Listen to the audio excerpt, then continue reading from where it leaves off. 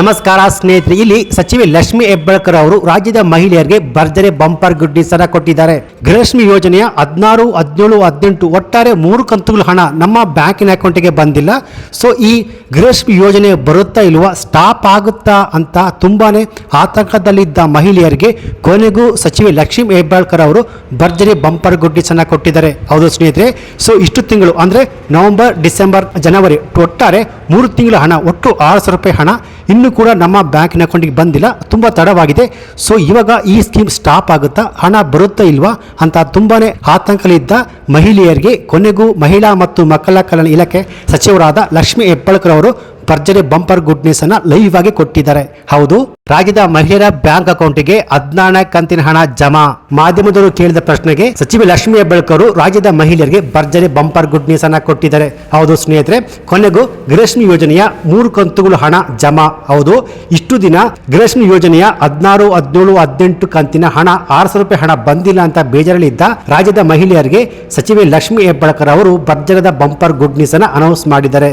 ಹೌದು ಸ್ನೇಹಿತರೆ, ಸೊ ಇಲ್ಲಿ 16, 17, 18ನೇ ಕಂತಿನ ಹಣ ಅಂದ್ರೆ ನವೆಂಬರ್, ಡಿಸೆಂಬರ್, ಜನವರಿ ತಿಂಗಳ ಒಟ್ಟಾರೆ 6,000 ರೂಪಾಯಿ ಕಂತು ಹಣ ನಿಮ್ಮ ಬ್ಯಾಂಕ್ ಖಾತೆಗೆ ಜಮಾ. ಸೊ ಹಾಗಾದ್ರೆ ಈ 3 ಕಂತುಗಳ ಹಣ ಯಾವಾಗ ಬರುತ್ತೆ, ಯಾವೆಲ್ಲ ಮಹಿಳೆಯರಿಗೆ, ಯಾವ್ಯಾವ ಜಿಲ್ಲೆಗಳಿಗೆ ಒಟ್ಟಾರೆ 6,000 ರೂಪಾಯಿ ಹಣ ಬರುತ್ತೆ ಅಂತ ಖುದ್ದಾಗಿ ಸಚಿವೆ ಲಕ್ಷ್ಮಿ ಹೆಬ್ಬಾಳ್ಕರ್ ಅವರೇ ಲೇಟೆಸ್ಟ್ ಇಂಪಾರ್ಟೆಂಟ್ಸ್ ಮಾಹಿತಿಯನ್ನು ಅಪ್ಡೇಟ್ಸ್ ಮಾಡಿದ್ದಾರೆ. ಸೊ ಬನ್ನಿ ನೋಡೋಣ, ಕಂಪ್ಲೀಟ್ ಆದ ಮಾಹಿತಿ ಸ್ಟೆಪ್ ಬೈ ಸ್ಟೆಪ್ ಈ ಒಂದು ವಿಡಿಯೋದಲ್ಲಿ ತಿಳಿಸ್ಕೊಡ್ತೀನಿ. ಬನ್ನಿ ವಿಡಿಯೋವನ್ನು ಶುರು ಮಾಡೋಣ. ಅದಕ್ಕಿಂತ ಮುಂಚೆ ನೀವಿನ್ನು PKV ಕನ್ನಡ ಯೂಟ್ಯೂಬ್ ಚಾನಲ್ಗೆ ಸಬ್ಸ್ಕ್ರೈಬ್ ಮಾಡಿಲ್ಲ ಅಂದ್ರೆ ದಯವಿಟ್ಟು ಇಲ್ಲಿ ಕಾಣುವಂತ ಸಬ್ಸ್ಕ್ರೈಬ್ ಬಟನ್ ಪ್ರೆಸ್ ಮಾಡಿಕೊಳ್ಳಿ. ಹಾಗೆಯೇ ಪಕ್ಕದಲ್ಲಿ ಬರುವಂತ ಬೆಲ್ ಬಟನ್ ಒತ್ತಿ. ಸೊ ನಾನು ಯಾವುದೇ ಒಂದು ವಿಡಿಯೋವನ್ನು ಅಪ್ಲೋಡ್ ಮಾಡಿದಾಗ ನೀವು ನೋಡಬಹುದು.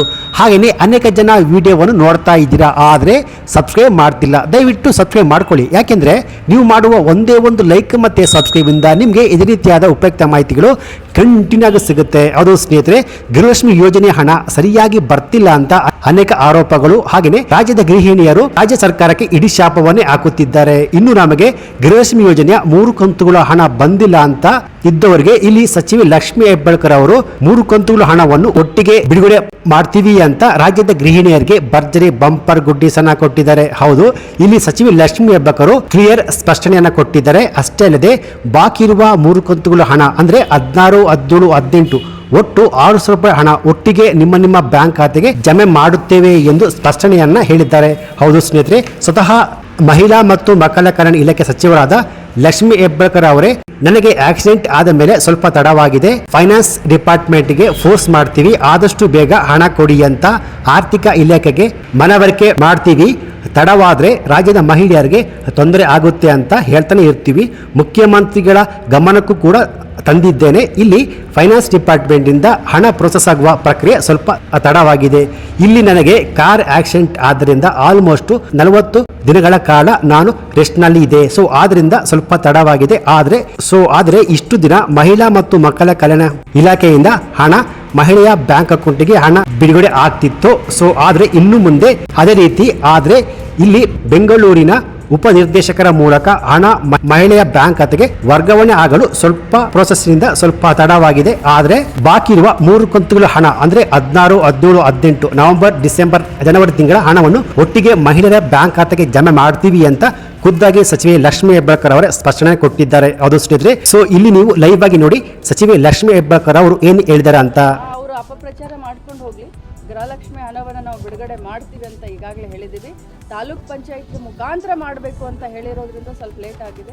ಮೊನ್ನೆನೇ ನಾನು ತಮಗೆ ಸ್ಟೇಟ್ಮೆಂಟ್ಗಳನ್ನು ಕೂಡ ಕೊಟ್ಟಿದ್ದೀನಿ. ಯಾವುದೇ ಗೃಹಲಕ್ಷ್ಮಿಗಳು ವಿಚಾರ ಮಾಡುವಂಥ ಪ್ರಮೇಯ ಇಲ್ಲ. ಯಾಕಂದರೆ 2,000 ಬರುತ್ತೆ ಅಂತ ತಾವು ಏನೇನೋ ಇದನ್ನು ಮಾಡ್ಕೊಂಡು ಇಟ್ಟಿರ್ತೀರ.